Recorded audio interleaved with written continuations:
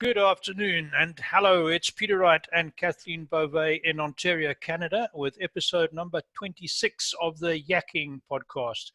And we talk to you about life, business and more, and we bring you tips and ideas for the changing world that we find ourselves living in right now. As always, we have an interesting guest for you today, but first I must welcome my co-host down in Kitchener, Kathleen. Hi Kathleen, welcome to the show again. Hello, Peter. Hello, everyone. Thank you so much for joining us. We so appreciate you tuning in to our podcast as well as our videos. So thank you so much. And yes, of course, we have another special guest, and I can't wait to hear all about her business. Please welcome Paula Stanghetta. Paula, welcome to the show. Thank you so much, Kathleen and Peter. And Paula, tell us a little bit more about yourself. Just tell us about yourself. Certainly. So I live and have lived in Kitchener since 1983, married to my husband for 35 years this year. We have 4 adult children between the ages of 28 and 32. Yes, you got that right. None of them are twins or quadruplets. And we love living in this community, although my heart takes me back to Sault Ste. Marie, where I was born and raised. Okay. Oh my goodness. All right. So can you tell us about how you started MP Tours and what was your inspiration? For sure. Thank you for letting me talk about it because it really is a passion of mine. I'm a firm believer that everything begins with a story, and most stories begin with our childhood. And so the earliest memories I have are of growing up in Sault Ste. Marie, in what we called the West End. And the West End was an ethnic neighborhood, mostly Italians, many immigrants. And my family's history is both Italian, Ukrainian, and Polish.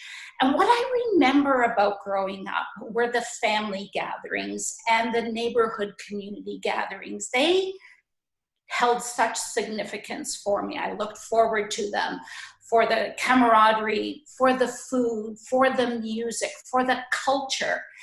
And while that I think was buried for a long time, I think that was the inspiration for MP Tours because those were wonderful experiences growing up. We did not have a lot of material things, but we had a lot of relationships and we had these great vibes in our community. And all through my growing up years, I was motivated and inspired by food, by family, by culture, and as I got older, by travel. So I've been traveling to Italy since the early 80s and finding my roots. Where did I come from? And I had a particular relative, an aunt, who I thought she was just marvelous because she traveled all over the world. And I said, someday I want to be like Auntie Elda. Well, you know, things went their own way and I had other businesses and lives to lead. But then one day, about 7 years ago, I was talking to a friend in Italy and she said, we should go into business sometime. And I said, well, what could we do together? You're a super saleswoman in Italian kitchens and I'm a trainer in Canada. And then I said, and you live there and I live here and people from here love to go to Italy. Who doesn't love to go to Italy? Put your hands up. And so what we said was, let's try one trip and see if we could do that. And from that, in the first year, we did 5 tours. She decided hospitality, traveling wasn't what she was into, and I just took it and ran from there. So, you know, it's been up and down. It's not a big company, but our focus, I don't know if this is backwards for you, but it's small group food and wine tours. Mm-hmm. And initially it started on the Adriatic coast of Italy, but we've moved a little bit with that as well. I'm curious, I have to ask, what does MP stand for? It stands for Marchigiana. So people who there are 20 regions in Italy. Those regions equate to our provinces in Canada.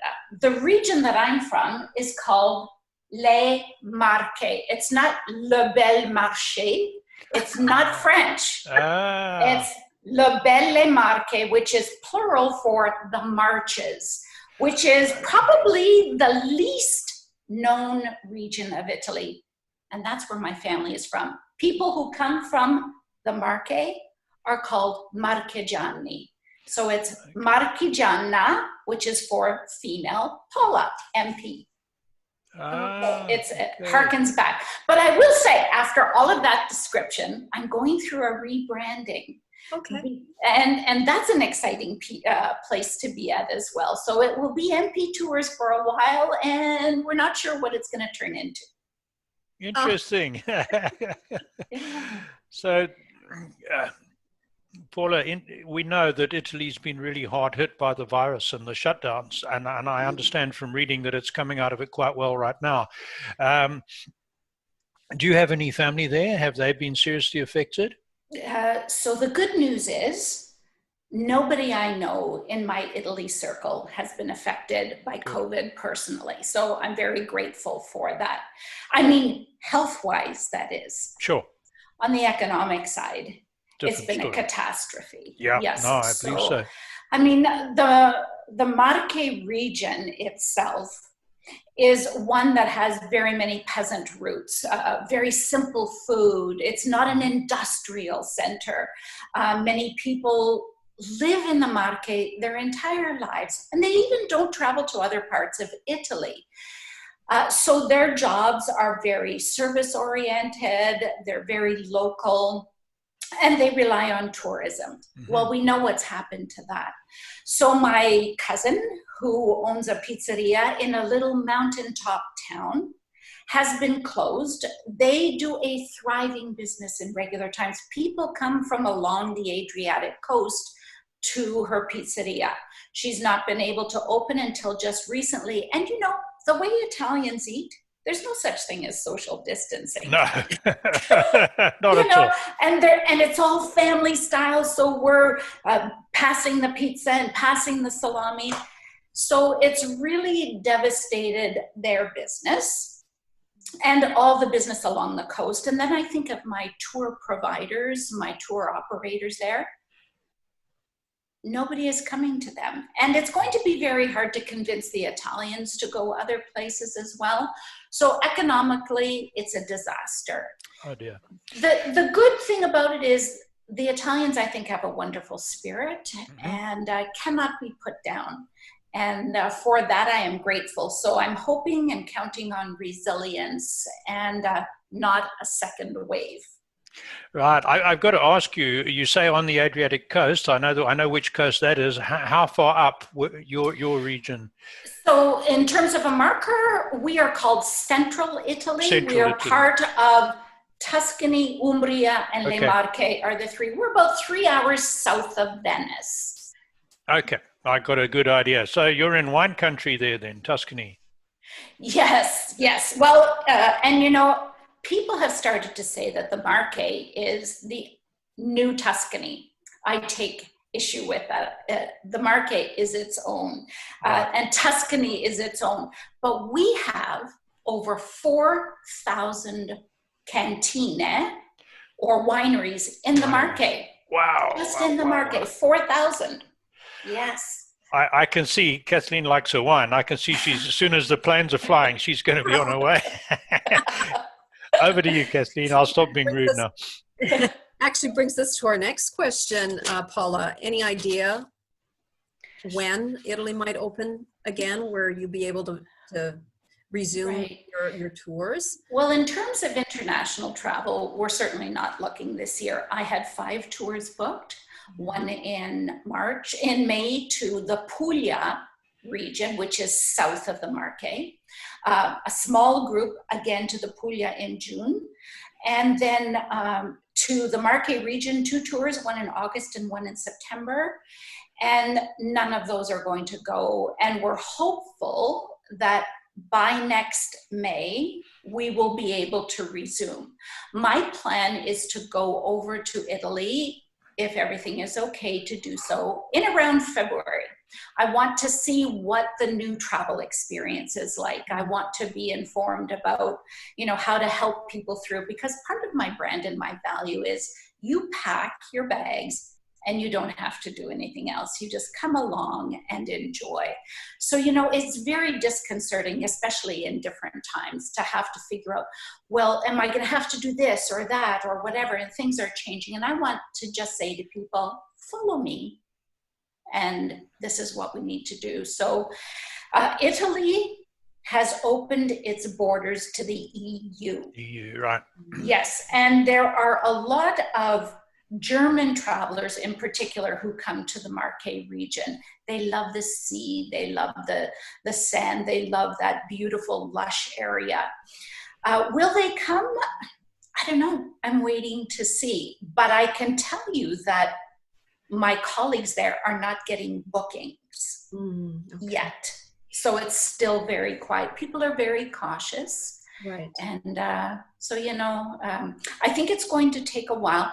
And, I don't blame people. Of course, we'd all like to get back. But does that mean being sick somewhere else? No. We don't know what, and many of my travelers are over the age of 40, so we're kind of in that age group. I mean, the oldest I've had is 85. She's, two of them have come on all three of my tours. Wow. And so real travelers, you can't hold them down.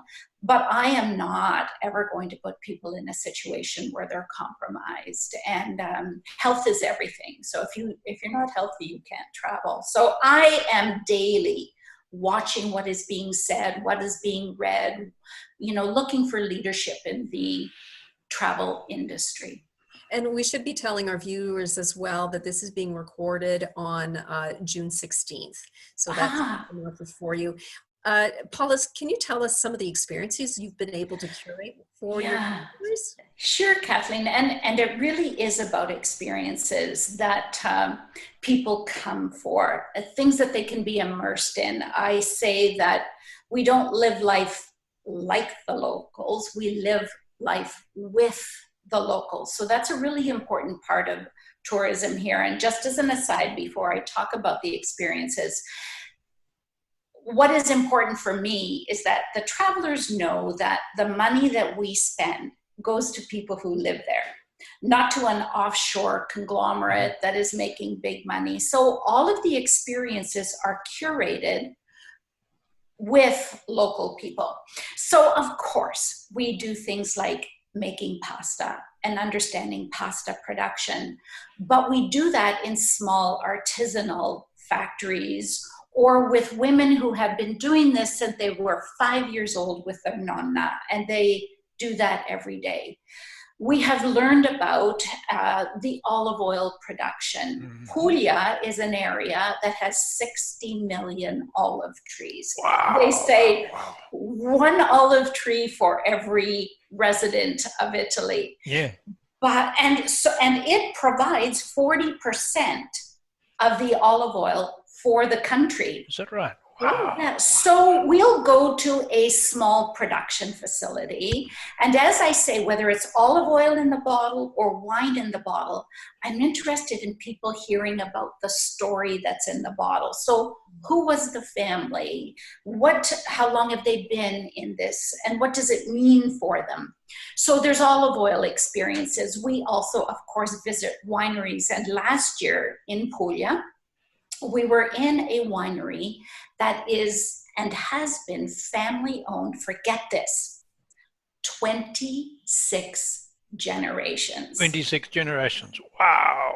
That's hardly conceivable. And Canada, we're such a young country, and we talk about, 150 years. But in this family, since that time, it's the second oldest winery in the world after one in France. Wow. So we do that, and the people are not arrogant.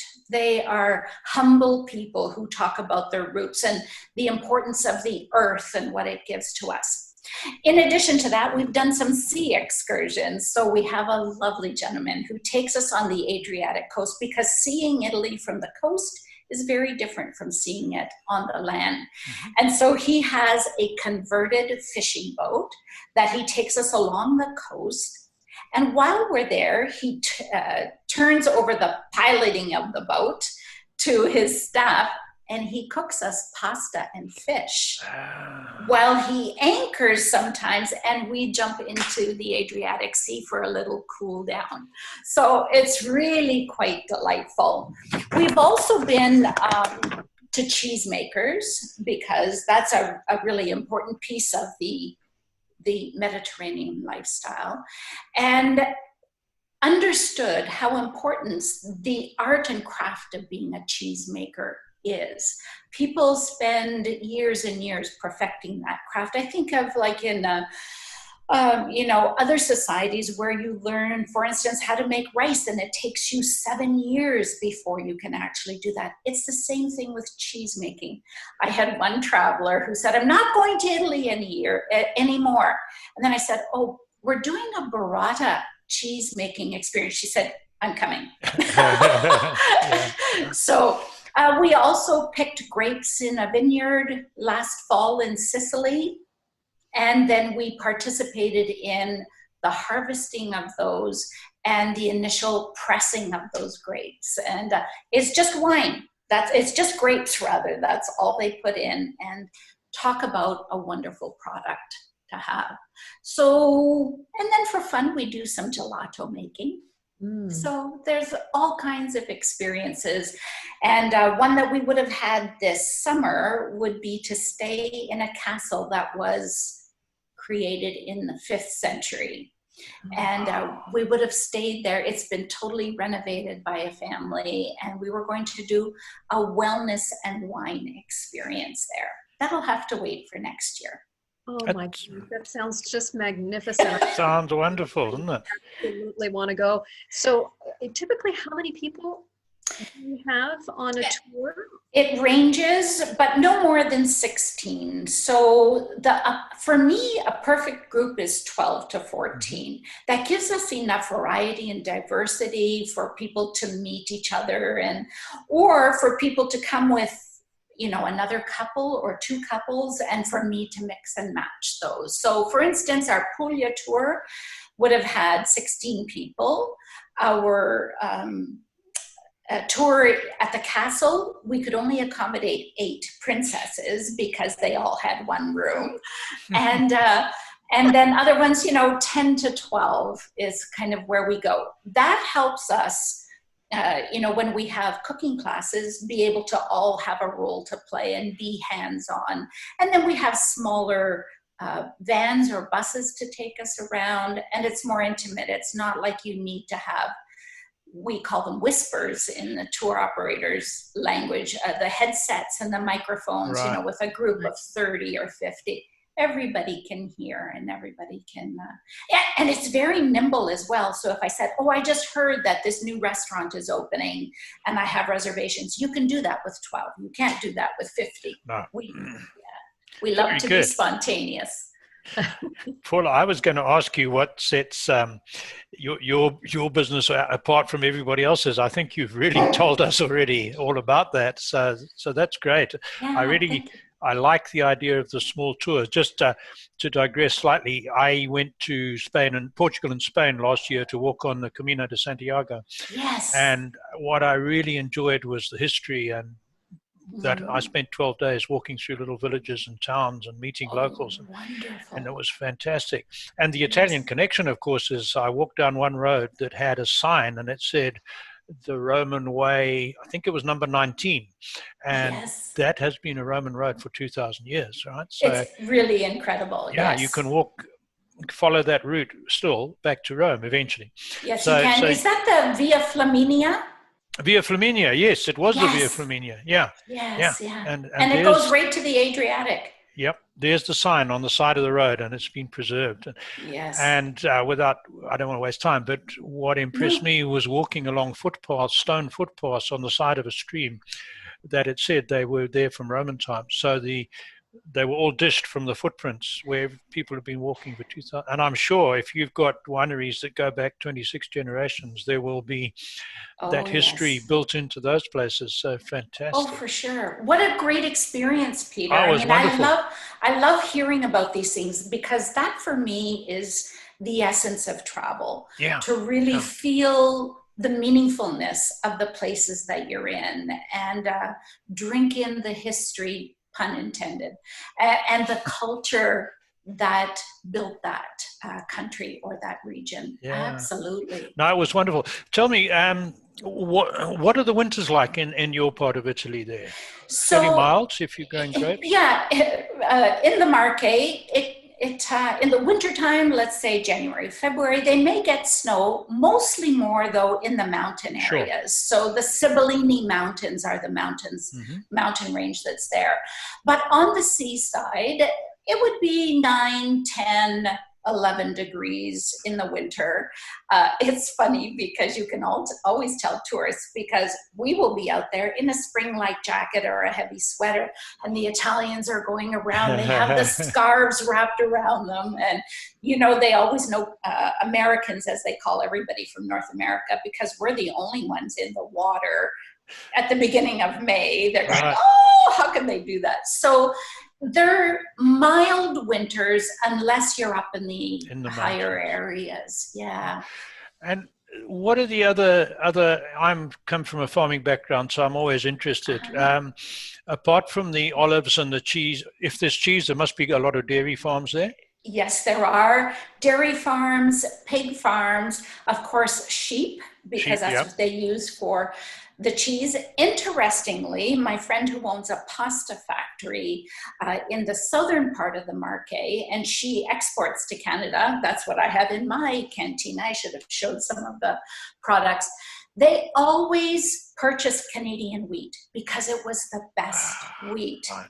However, now they are going from field to factory. They are growing their own wheat in Italy as well. Yeah, right. So you have that as crops. You have cherries. There's a huge cherry crop that grows. So about now is the time for that. You have peaches, you have zucchini. I mean, that's the whole concept of the Mediterranean, not diet, but lifestyle is grow what you eat. So multitude of crops. I mean, if we think of someplace like Sicily, the almonds, the pistachios, oranges, and the freshness that you can never imagine. When my cousin was alive, he died 6 years ago this May. It's his daughter who now has the pizzeria.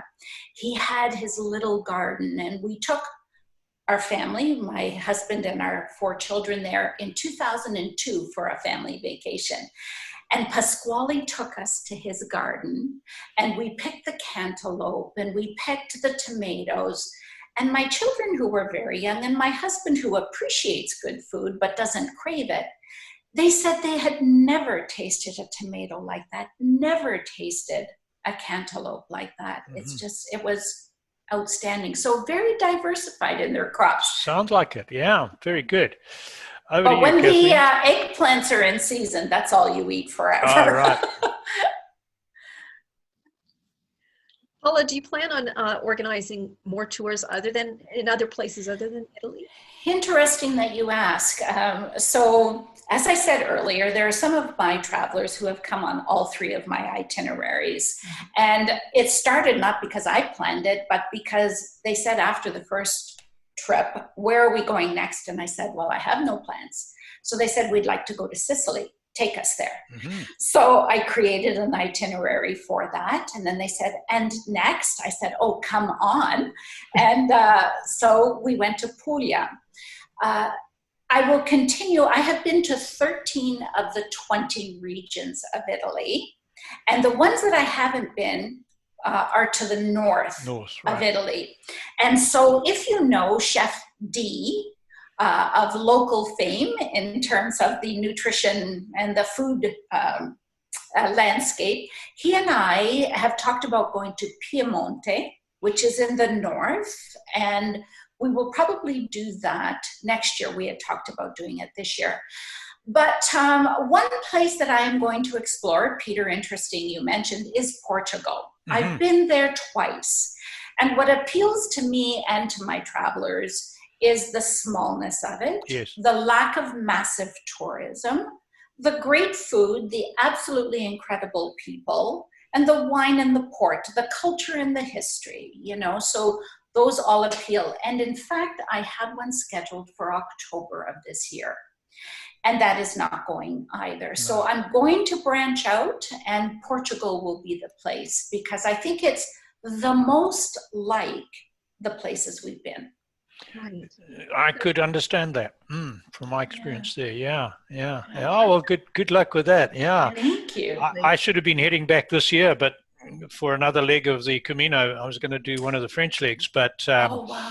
it's all closed. And they are starting to open up, as you know, in Europe, but there's going to be so many people trying to cram a Camino into the last couple of months that I know. Yeah. it just won't be the same. So I put that off for a while. Did you hear, Peter, quickly, that online there's a virtual Camino that's happening? So I know. Yeah, might be a stopgap. Yeah, there's a few Zoom groups of peregrinos. Yes. And I'm on a forum, and we sort of chat, and it keeps the spirit going, certainly. Yes, fantastic. And I got to tell you, you were talking about 84-year-olds. The oldest person I met on the Camino walking was an 84-year-old woman. She did 100 kilometers.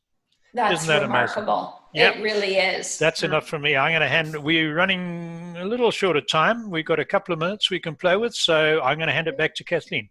Wonderful. I have to ask you this question, Paula, because when you said you first had the idea of doing these tours, and all of a sudden you did 5 tours in your first year. Yeah. How did that come about? I mean, how did you get the word out that you were organizing these? I mean, obviously you're a great marketer. No, people are wonderful. It was word of mouth. So the first time I talked about this was at a local restaurant. I hosted a pizza, beer, and wine night at Casa Rugantino, which has been my favorite place. I invited about 40 people, and I told them of my vision, of my plan. From that, one person said, I want to go. She brought 8 of her family members, and I found the other 4. And from that, people talked. I hear you're doing this. I hear you're doing this.